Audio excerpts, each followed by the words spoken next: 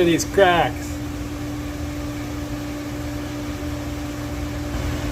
This one goes all the way up on the deck to about here. Hey, it's still Tuesday and I'm back again. Hey, this is a crate motor from GM 350. Here you go, I got the crank and rods out of it. The cylinders don't look all that bad on this side. Get over here on this side where it blew the head gasket. Look at the cylinder wall, it's got aluminum stuck to it, both sides. The skirts on these 6 pistons don't look that bad. These 2 pistons out of cylinder 3 and 5 where it cooked that gasket, they're just smoked. The rings and the pistons just kind of melted together. So we'll be doing a full rebuild on this engine, bore and hone, deck. It's for one of my subscribers. His name's Invisible One. I'll put down in the hashtags, I'll put a little link there you can click on to go to his channel. Let me show you something else about this crate motor. So even though this is an early 2-piece rear main small block Chevrolet, they used a later model powdered connecting rod in them. These things are junk. I see them break in half all the time. So I'm building the engine. I don't put these in my engines. One of them thought it could stay on the table. So we'll be throwing an early set of rods into it. When I pulled off his oil pan that he was supposed to take off, I found this in there. Anybody know what this is?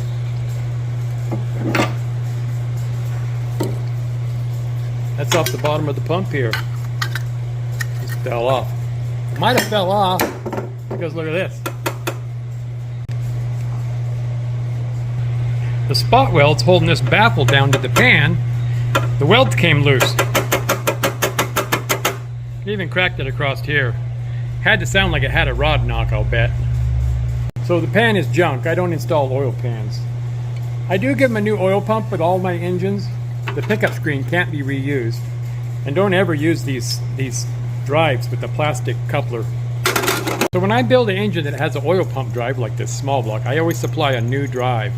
So this high performance one comes with a steel sleeve instead of that plastic. Don't ever use that plastic on a small block Chevrolet, it can break. Okay, let's harvest some aluminum so I can afford to buy a beer.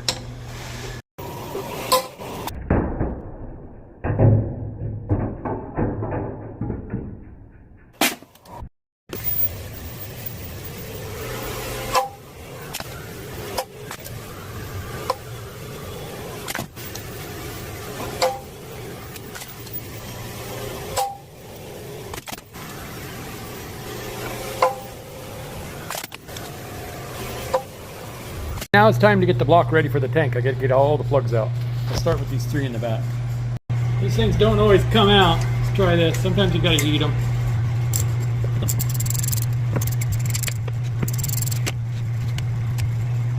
Okay, let's knock this cam plug out. There's a plug above the filter and one in the deck.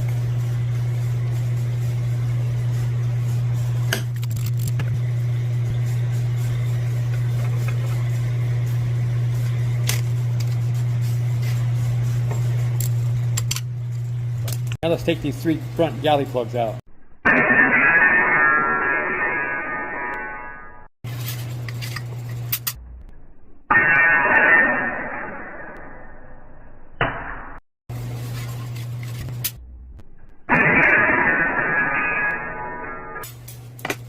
The last plug.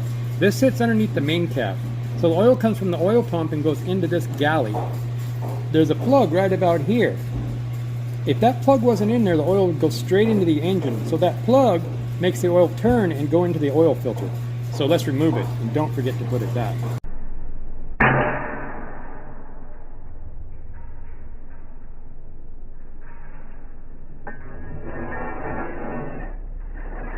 Water drain plugs. It's time to take these cam bearings out. There's 5 of them. I have a selection of these, all different sizes. These are only to remove them.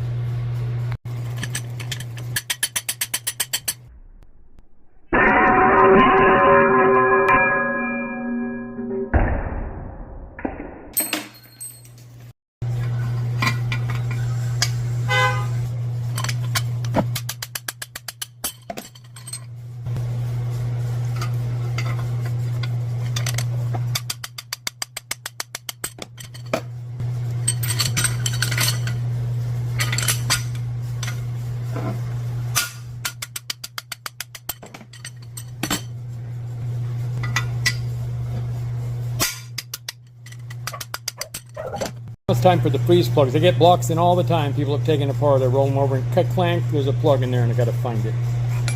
So if you can't do it, don't.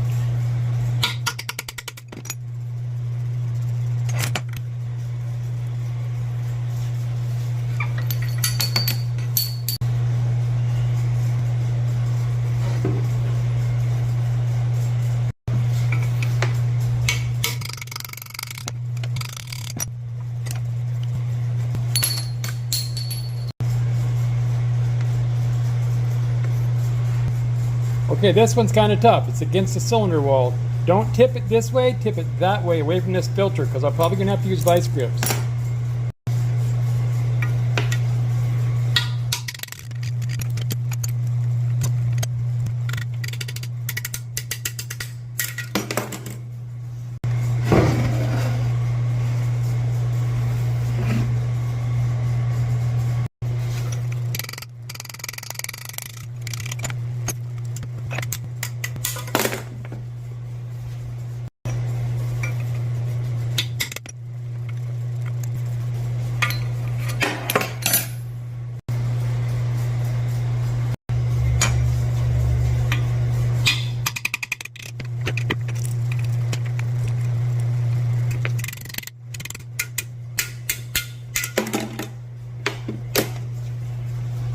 Taken forever working around the camera trying to do this simple job. So I got these ready for you guys.